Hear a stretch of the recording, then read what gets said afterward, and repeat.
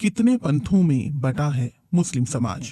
इस्लाम के सभी अनुयायी खुद को मुसलमान कहते हैं, लेकिन इस्लामिक कानून यानी फिकह और इस्लामिक इतिहास की अपनी अपनी समझ के आधार पर मुसलमान कई पंथों में बटे हैं। बड़े पैमाने पर या संप्रदाय के आधार पर देखा जाए तो मुसलमानों को दो हिस्सों सुन्नी और शिया में बांटा जा सकता है।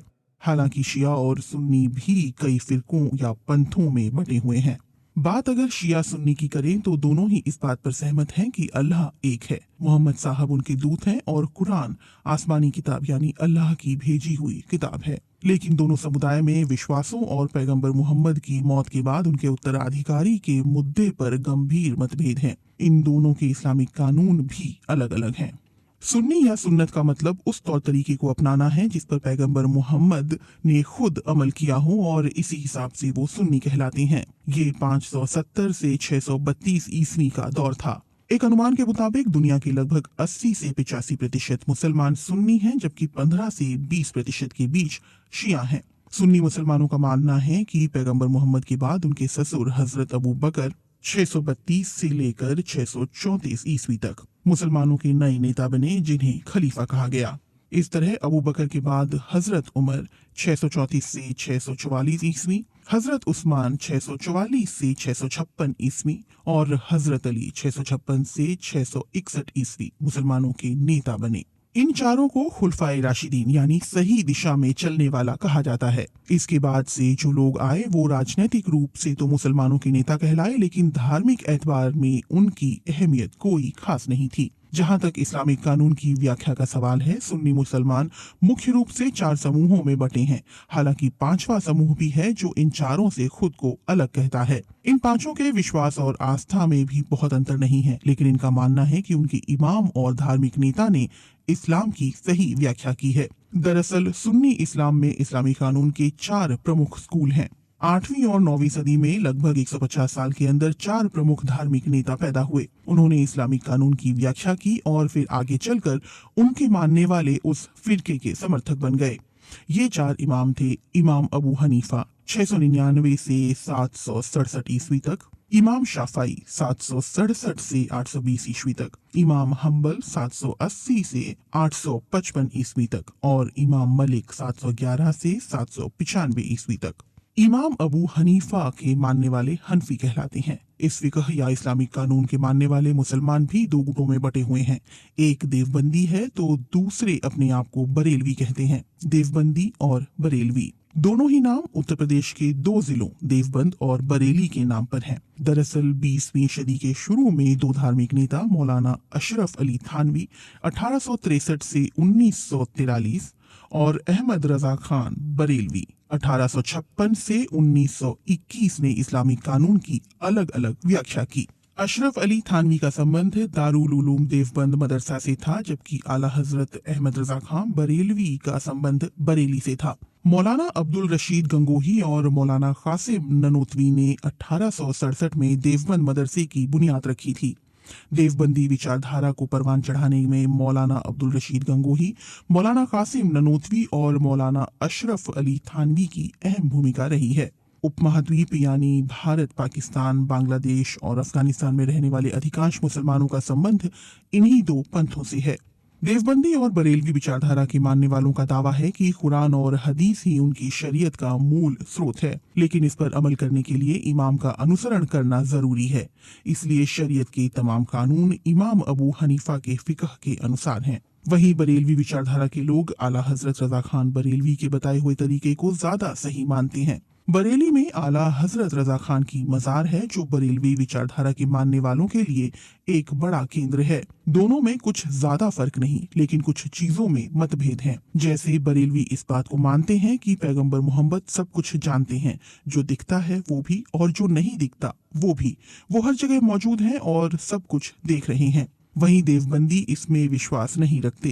देवबंदी अल्लाह के बाद नबी को दूसरे स्थान पर रखते हैं, लेकिन उन्हें इंसान नहीं मानते। बरेलवी सूफी इस्लाम के अनुयायी हैं और उनके यहाँ सूफी मज़ारों को काफी महत्व प्राप्त है, जबकि देवबंदियों के पास इन मज़ारों की बहुत अहमियत नहीं है, बल्कि वो इसका विरोध करते हैं। मालिकी इमाम अबू हनीफा के बाद सुन्नियों के दूसरे इमाम इमाम मालिक हैं, जिनके मानने वाले एशिया में कम हैं।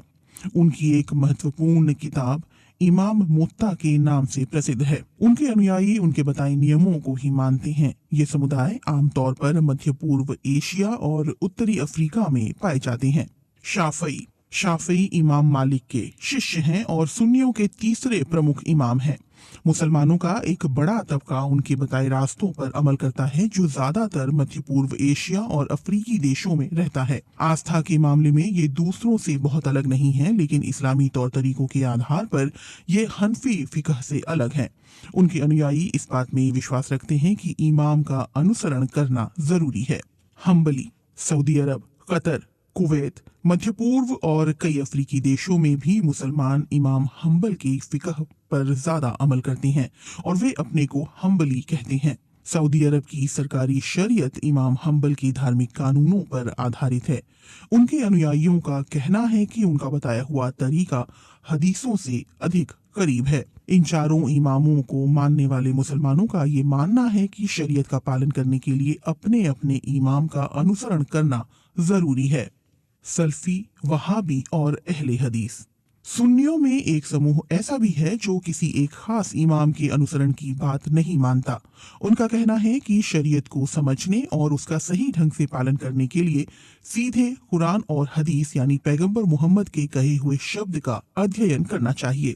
इसी समुदाय को सल्फी और अहले हदीस और वहाबी आदि के नाम से जाना जाता है। ये संप्रदाय चार इमामों के ज्ञान, उनके शोध अध्ययन और उनके साहित्य की कद्र करता है, लेकिन उसका कहना है कि इन इमामों में से किसी एक का अनुसरण अनिवार्य नहीं है। उनकी जो बातें कुरान और हदीस के अनुसार हैं, उस पर अमल तो सही है, लेकिन किसी भी विवादास्पद चीज में अंतिम फैसला कुरान और हदीस का मानना चाहिए। सल्फी समूह का कहना है कि वो ऐसे इस्लाम का प्रचार चाहता है जो पैगंबर मोहम्मद के समय में था। इस सोच को परवान चढ़ाने का सेहरा इब्ने तौमैया 1263 से 1328 और मोहम्मद बिन अब्दुल वहाब 1703 से 1792 के सर बांधा जाता है और अब्दुल वहाब के नाम पर ही ये समुदाय वहाबी नाम से भी जाना जाता है। मध्य पूर्व के अधिकांश इस्लामिक विद्वान उनकी विचारधारा से ज्यादा प्रभावित हैं। इस समूह के बारे में एक बात बड़ी मशहूर है कि ये सांप्रदायिक तौर पर बेहद कट्टरपंथी और धार्मिक मामलों में बहुत कट्टर हैं। सऊदी अरब के मौजूदा शासक इसी विचारधारा को मानते हैं। अल-कायदा प्रमुख ओसामा बिन लादेन भी सल्फी विचारधारा के समर्थक थे। सुन्नी बोहरा गुजरात, महाराष्ट्र और पाकिस्तान के सिंध प्रांत में मुसलमानों के कारोबारी समुदाय के एक समूह को बोहरा के नाम से जाना जाता है। बोहरा शिया और सुन्नी दोनों होते हैं। सुन्नी बोहरा हनफी इस्लामिक कानून पर अमल करते हैं, जबकि सांस्कृतिक तौर पर दाऊदी बोहरा यानी शिया समुदाय के करीब हैं। अहमदिया हनफी इस्लामिक कानून का पालन करने वाले मुसलमानों का एक समुदाय अपने आप को अहमदिया कहता है।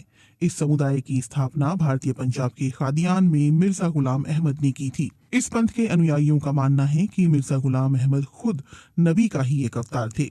उनके मुताबिक वे खुद कोई नई शरीयत नहीं लाए, बल्कि पैगंबर मोहम्मद की शरीयत का ही पालन कर रहे हैं, लेकिन वे नबी का दर्जा रखते हैं। मुसलमानों के लगभग सभी संप्रदाय इस बात पर सहमत हैं कि मोहम्मद साहब के बाद अल्लाह की तरफ से दुनिया में भेजे गए दूतों का सिलसिला खत्म हो गया है, लेकिन अहमदियों का मानना है कि मिर्जा गुलाम अहमद ऐसे धर्म सुधारक थे जो नबी का दर्जा रखते हैं। बस इसी बात पर मतभेद इतने गंभीर हैं कि मुसलमानों का एक बड़ा वर्ग अहमदियों को मुसलमान ही नहीं मानता।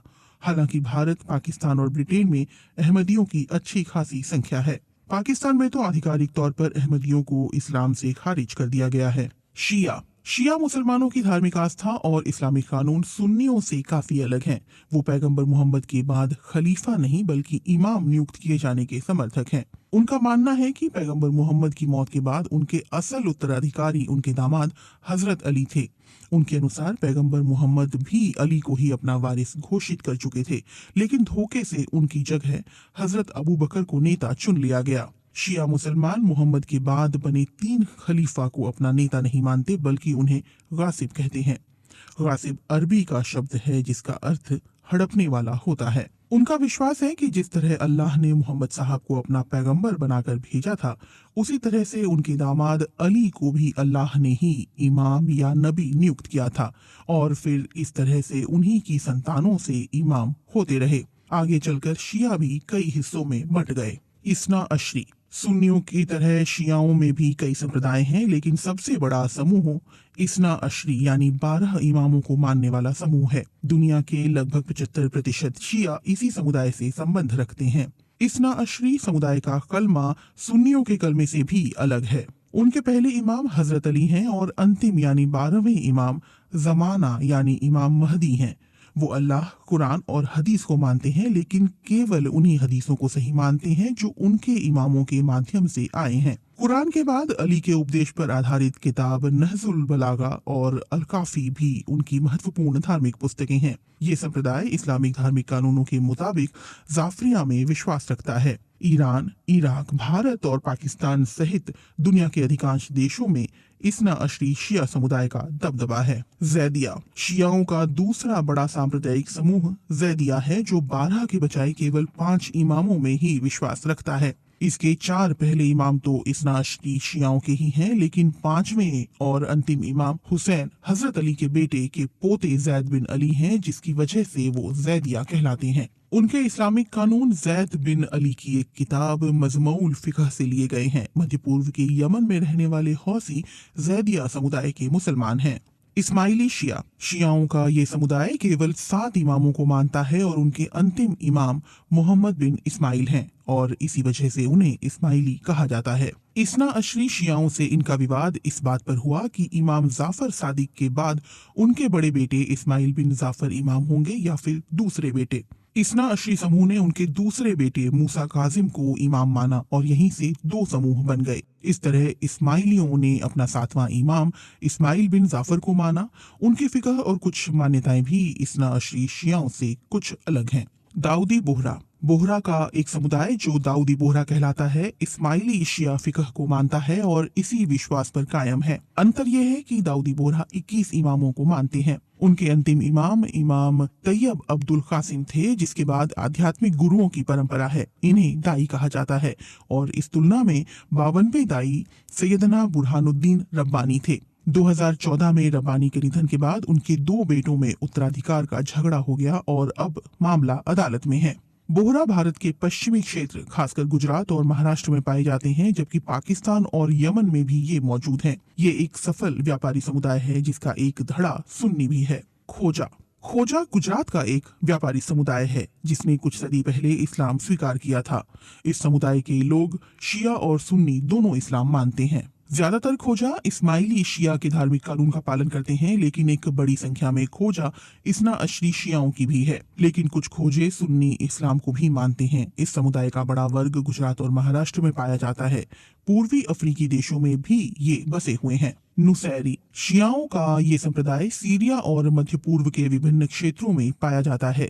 इसे अलावी के नाम से भी जाना जाता है। सीरिया में इसे मानने वाले ज्यादातर शिया हैं और देश के राष्ट्रपति बशर अल असद का संबंध इसी समुदाय से है। इस समुदाय का मानना है कि अली वास्तव में भगवान के अवतार के रूप में दुनिया में आए थे।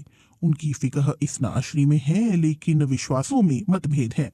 नुसैरी पुनर्जन्म में भी विश्वास रखते हैं और कुछ ईसाइयों की रस्में भी उनके धर्म का हिस्सा हैं। इन सब के अलावा भी इस्लाम में कई छोटे छोटे पंथ पाए जाते हैं।